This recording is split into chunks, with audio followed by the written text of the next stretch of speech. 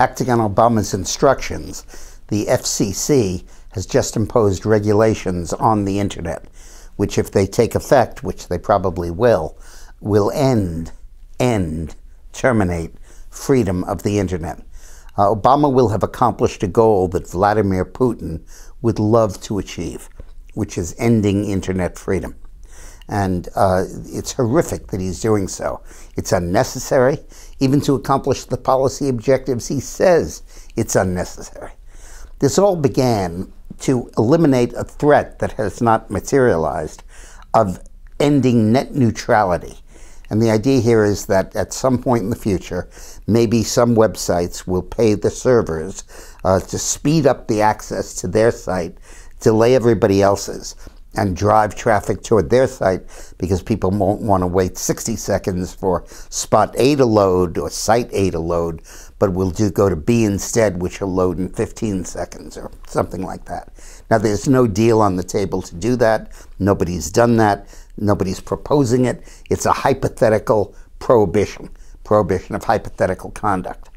Well, the FCC made it illegal in 2010. And the industry fought it in court.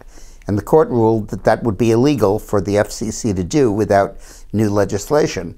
But what they could do is switch the internet from being an information service, which they could not regulate, to a communications company, which they could. And then the rules that govern the phone company would then apply to internet service providers. And those rules would allow a ban on a requirement of continuing net neutrality, but they would allow everything else too. Censorship, limitations on content, regulation of fees, regulation of advertising, regulation of what websites you can access from where, what priority search engines produce the results in, stuff that's very important and should not be controlled by the government. So the FCC, in response, said, okay, you want it, we're going to switch the internet and treat them like a phone company.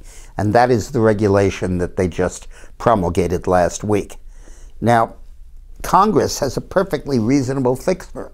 The Republicans in Congress are passing a bill that says the FCC can impose net neutrality rules if it wants, but cannot switch the internet to being a communications company and regulate it like the phone company. Just doing it by legislation. There's no constitutional issue involved. This would be a perfect fix. And if the Democrats let it happen, it'll go through, and it'll make regulation of the internet unnecessary. But they're not going to let it through because Obama and the Democrats don't give a damn about net neutrality. It's an excuse. It's a pretext to allow them to control the internet. And their hand will be shown when they won't let the Republican bill pass, and therefore they go ahead with the regulation, claiming that it's the only way they can regulate and prevent an end to net neutrality. This is a cynical move, a cover-up. So this entire effort to curb to guarantee net neutrality is pretextual. And we should call their bluff, and we should confront them with the stark reality that they are ending internet freedom.